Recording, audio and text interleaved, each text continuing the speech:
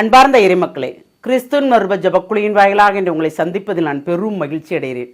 மக்களை, சந்தோஷமா இருக்கீங்களா? நிறைவா இருக்கீங்களா? மகிழ்ச்சியா இருக்கீங்களா? மன அமைதியா இருக்கீங்களா? ஆண்டின் கடைசி நாளில் நிற்கிறோம் இல்லையா? இந்த ஆண்டு முழுவதும் ஒரு நாளை போல் ஓடிவிட்டது இல்லையா? என்ன நடந்தாலும் சரி, ஒரு நாளை போல் கடந்து விட்டது. பாருங்க, எவ்வளவு அருமையாக கடந்தது. யார் யாருக்கு என்ன தேவை என்பதை அவர் கொடுத்து, யார் யாருக்கு என்ன செய்ய வேண்டும் என்பதை செய்து, யார் யாரை தெரிந்து கொள்ள வேண்டும் என்று தெரிந்து, ஒவ்வொருவருக்கும் ஒவ்வொரு விதமான ஆசிர்களை கொடுத்து அபரிதமாக அவர்களை வழிநடத்துகிறார் இல்லையா? இன்று அவர் நமக்கு என்ன இறைவார்த்தை தருகிறார் பார்ப்போமா? திருப்பாடல் 145 இறைவார்த்தை 8-11 முடிய. ஆண்டவர் இரக்கமும் கனிவும் உடையவர், எளிதில் சிலம் கொள்ளாதவர், பேரன்பு கொண்டவர். ஆண்டவர் எல்லாருக்கும் நன்மை செய்பவர், தாம் உண்டாக்கிய அனைத்தின் மீதும் இரக்கம் காட்டுபவர். ஆண்டவரே, நீர் உருவாக்கிய யாவும் உமக்கு நன்றி செலுத்தும். உம்முடைய அன்பர்கள் உம்மை போற்றுவார்கள்.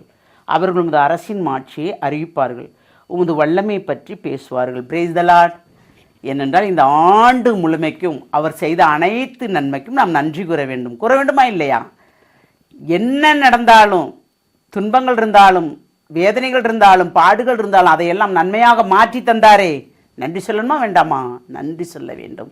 அதுக்குத்தான். ஏனென்றால் அவர் இரக்கமும் கனிவும் உடையவர், எளிதில் சினம் கொள்ளாதவர்.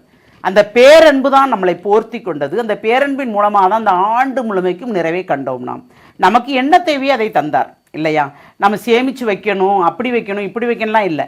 அன்றாட தேவை எது, அதை நமக்கு ஆசீர்வதித்தார். அதில் நம்மளை நிறைவு கொள்ளும்படி வழிநடத்தினார். அந்த நிறைவில் பிறருக்கு நாம் பங்கு கொடுக்கும்படி செய்தார். அந்த பங்கில் அவர்கள் மகிழ்ச்சியுறும்படி செய்தாரா இல்லையா?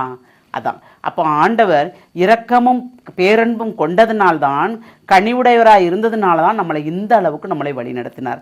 அந்த வழிநடத்துதெல்லாம் நம்மளை இப்போ வாழ வைத்திருக்கிறது இல்லையா? அவர் உருவாக்கிய யாவுமே, எல்லா மக்களுமே, எல்லா நாவுமே அவருக்கு நன்றி சொல்ல வேண்டும். அவருக்கு நன்றி சொல்ல அந்த ஒரு நாவு பத்தாது, 1000 நாவு வேண்டும். ஏனென்றால் ஒவ்வொரு நாளும் ஒவ்வொரு விதமாக நம்மளை வழிநடத்துகிறார். எது எது தேவையோ அதை அனைத்து அவர் செய்து தருகிறார், நம்மளோடு இருக்கிறார் இல்லையா? அப்போ நாம் என்ன செய்ய வேண்டும்? ஒவ்வொரு நொடி பொழுதும் இறைவன் செய்த நல்ல காரியங்களை நினைத்து நன்றி கூற வேண்டும். கூறுவோமா? தாயும் தந்தையுமான இறைவா, இந்த ஆண்டு முழுமைக்கும் எங்களை நிறைவே காணும்படி செய்தீரே. ஆமாண்டவரே. துன்ப துயரங்கள் நேரத்தில் எங்களை அரவணைத்து கொண்டீரே. ஆமாண்டவரே. அந்த நேரத்தில் எங்களுக்கு எப்படி உதவி வேண்டும் என்பதை நீர் வழிநடத்தி எங்களுக்கு செய்தீரே. அதற்கு நன்றி ஆண்டவரே. ஏனென்றால் நாங்கள் எந்த வழியில் நடக்க வேண்டும், எந்த காரியங்களை செய்ய வேண்டும் என்று இந்த ஆண்டு முழுமைக்கும் எங்கள் கூடையே இருந்து கண்ணுக்குள் வைத்து நீர் எங்களை பாதுகாத்தீரே. அதற்கு நன்றி ஆண்டவரே. எல்லாம் வல்லவரே, உம்முடைய கிருபையும் உம்முடைய ஆசீர்வாதம் இல்லை என்றால் நாங்கள் இல்லை ஆண்டவரே. அதை நாங்கள் பூர்ணமாக கண்டுகொண்டோம். இனி வருங்காலங்கள் அனைத்திலுமே நாங்கள் நிறைவை மட்டுமே காணும்படி, அதுவும் உம்மில் நிறைவை காணும்படி எங்களை நிறைவாக நீர் ஆசீர்வதிக்க போகிற கிருபைக்கு நன்றி கூறி எங்களை முழுமையாக உம்முடைய கருத்துக்கள் ஒப்புக் கொடுக்கிறோம். ஜெபம் கேட்கும் நல்ல பிதாவே. ஆமேன், ஆமேன், ஆமேன்.